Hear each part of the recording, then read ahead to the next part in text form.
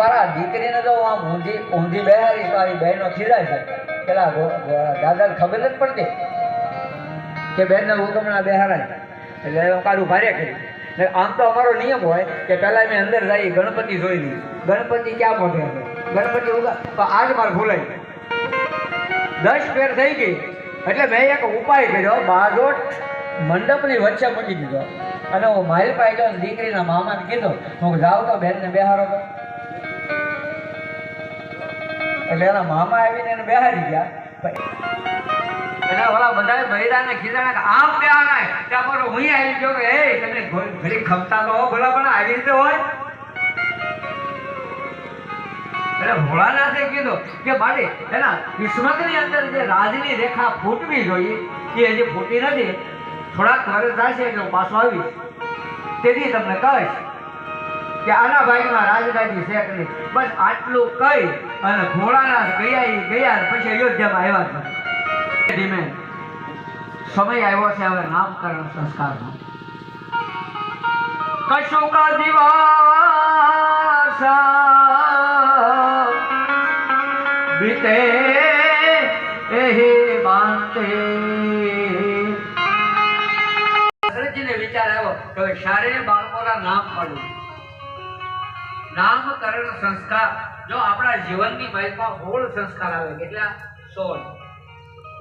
પહેલો શ્રીમંત સંસ્કાર, ગર્ભ સંસ્કાર, પછી કળહુજી પાવો એવો સંસ્કાર. જો આ સંસ્કાર છે. નામકરણ સંસ્કાર, પછી યજ્ઞ પવિત્ર સંસ્કાર, પછી વિદ્યા અભ્યાસ સંસ્કાર, ત્યાર પછી લગ્ન સંસ્કાર. આવા બધા સંસ્કારો આપણા જીવનમાં 16 સંસ્કાર આપેલા છે. દશરથજીએ ગુરુ વશિષ્ઠને કીધું કે ગુરુ મહારાજ હવે સમય ઘણો ગયો છે, દીકરાનું આપણે નામકરણ કરીએ.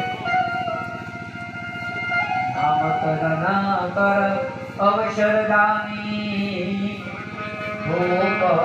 બોલે પઢે મુનિયા. અયોધ્યાના લોકોને ખબર આપો, બધાને રાજભવનમાં બોલાવો, બધાની વચ્ચે આપણે નામકરણ કરીએ.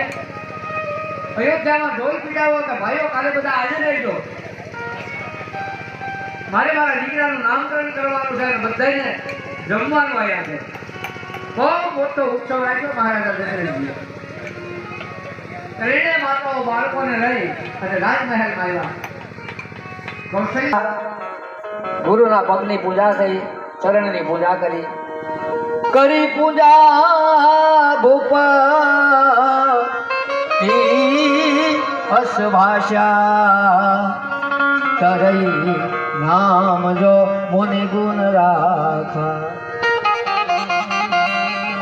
ગુરુ વશિષ્ઠ મહારાજને મહારાજા દશરથજી કહે ગુરુ મહારાજ તમને જેવા યોગ્ય લાગે એવા મારા દીકરાનું નામકરણ આજે તમે કરો.